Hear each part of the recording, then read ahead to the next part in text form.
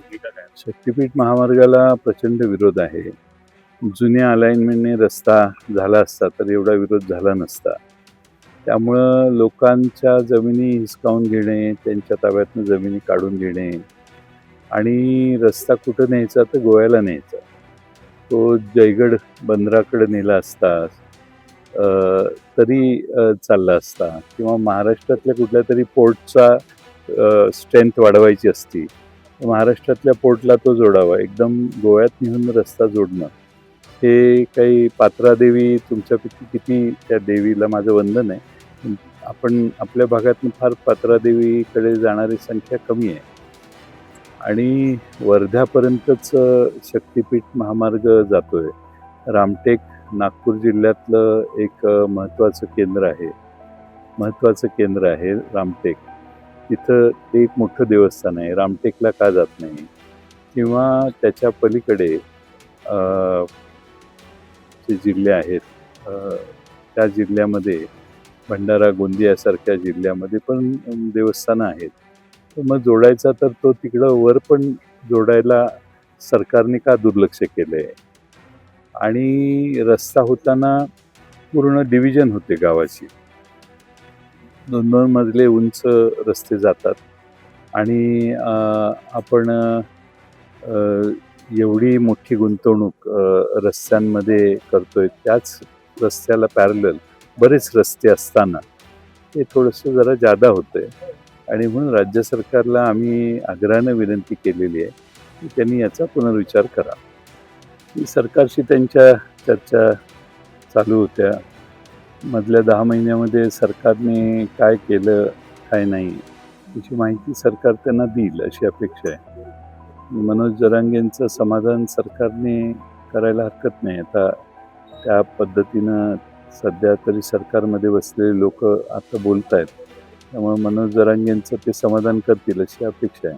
काही धोरणात्मक निर्णय घ्यावे अशा पद्धतीची अपेक्षा जरांगे पाटील करत आहेत. मंत्रालय स्थापन करावं तसं ते विधान मराठा परिषदेची ओबीसी मंत्रालय आचारसंहिता लागलेली आहे विधान परिषदेची. या पार्श्वभूमीवर शक्य वाटतं. मी काय त्याच्यात जास्त तपशीलवार आता आचारसंहिता असल्यामुळे बोलणं योग्य आहे असं मला वाटत नाही. पण ह्या सगळ्यामुळं ओबीसी समाजाचा पुन्हा एकदा आक्रमक होतो. जर मराठा ओबीसी मंत्रालयाच्या संदर्भात ज्या काही चर्चा आहेत तर तशी काही भूमिका घेतली गेली तर ओबीसी समाज रस्त्यावर उतरेल अशा पद्धतीची भूमिका आता ओबीसी समाजांच्या नेत्यांकडून घेतली जाते. कुठतरी हा संघर्ष ओबीसी मराठा ह्या सगळ्यामुळे वाढतोय असं खरं म्हणजे वाढता कामा नये आणि संतुलन ठेवूनच निर्णय व्हायला पाहिजेत. ओबीसी समाजालाही दुखावणं योग्य नाही. पण मराठा समाजाचे जे काही प्रश्न आहेत ते प्रश्न जरांगे मांडतायत तर त्याचाही सरकारने काय कमिटमेंट पूर्वी केले आहेत त्या आम्हाला माहीत नाही. त्यामुळे कमिटमेंट केल्या असतील तर त्या पूर्ण सरकारने कराव्यात. पण उपसमिती काम करते का केवळ कागदपत्राची समिती नसते? काय वाटतं? कारण सकाळी रामदास आठवले यांनी देखील एक खंत व्यक्त केली की समिती नेमली गेली. त्यांनी सर्व समाजाच्या नेत्यांशी चर्चा करायला हवी होती या समितीनं. ती केली नाही. वेळेत जर ती केली असती तर ही वेळ आली नसती असं त्यांचं देखील म्हणणं. बघू आता काय होतंय. प्राजक्त तनपुरेंचा भाजप प्रवेश झालेला आहे. काय सांगाल त्याबद्दल? असं मी ऐकलं मगाशी. माझी काय त्यांची संपर्क नाही आहे. खरं म्हणजे त्यांनी भाजपमध्ये प्रवेश करणं हे आम्हाला सगळ्यांना धक्कादायक आहे. पण तो त्यांनी निर्णय घेतलेला आहे त्यांच्या मतदारसंघाची परिस्थिती लक्षात घेऊन असं मला वाटतं. नाही आता अर्ज भरणं वेगळं आणि अर्ज ठेवणं वेगळं. त्यामुळे ठेवेपर्यंत बऱ्याच गोष्टी होऊ शकतात. आपण सोलापूरमध्ये देखील एक अर्ज भरला गेलेला आहे. महायुतीमध्येच मग हे अंतर्गत स्पर्धा सुरू झालेली असं वाटतंय का? कारण ज्या पद्धतीनं अर्ज भरणं आणि मग तो माघारी जरी घेतला तरी मग भरणं म्हणजे मग हा दबाव तंत्राचा भाग दिसतो. काय शेवटी काय आहे सत्ता असली की नाही की सगळ्या गोष्टी ॲडजस्ट होऊन जातात. त्यामुळे 9 तारखेला विड्रॉल 9 तारखेला आहे मला वाटतं. किती तारखेला विड्रॉल कधी जेव्हा असेल त्या दिवशी जे चित्र आहे ते खरं चित्र. पण ही एक वाक्यता कुठंतरी महायुतीमध्ये या विधान परिषदेच्या निवडणुकीमध्ये दिसत नाही असं तरी चित्र दिसते का नाही? नाही, दिसतंय शेवटी दोन वेगळे पक्ष त्या युतीत आहेत. दोन्ही वेगळ्या पक्षांची वेगळी भूमिका असणं स्वाभाविक आहे. आता ते किती खंबीरपणाने ती भूमिका मांडतायत आणि किती नमतं घेतायत त्यावर अवलंबून आहे. त्यामुळं पक्षाचं अस्तित्व संपून कॉम्प्रोमाइज जर कुठल्या पक्षाने केलं तर त्याला आपण काय करणार?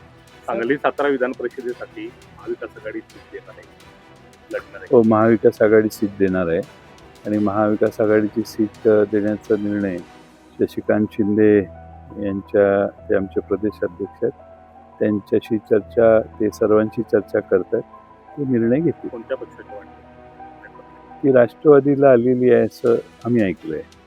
त्यामुळे मग राष्ट्रवादीकडे असेल तर शशिकांत शिंदे सर्वांशी चर्चा करतील, सगळ्यांना विश्वासात घेऊन निर्णय करतील. साहेब, अजित पवार राष्ट्रवादीमध्ये जे मंत्री आहेत त्यांच्यामध्ये आता खट्टे उडायला लागलेले आहे. कालच टेंडरवरून एका मिटिंगमध्ये हांबरी झाल्याच्या रात्री उशिरा बातम्या आलेल्या आहेत. तिथून पक्षावरचा कंट्रोल सुटत चाललं असे वाटतं का? तुम्ही जाणकार नेते आहात त्या पक्षाचे, सगळेच मित्र तुमचे आहेत, तुम्हाला काय वाटतं?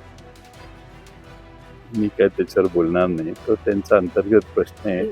कशासाठी भांडायचं याचं स्वातंत्र्य प्रत्येकाला आहे. त्यामुळे त्या स्वातंत्र्याचा वापर जर होत असेल तर त्यावर आपण कशाला काय बोलायचं. त्यांच्या पक्षात अंतर्गत आहे आणि अलीकडं टेंडर मिळवणे, देणे, घेणे हे प्रकार एवढे वाढलेले आहेत की हे तुम्हाला कळलेली ही एक भांडण आहे, अशी बरीच भांडणं आहेत.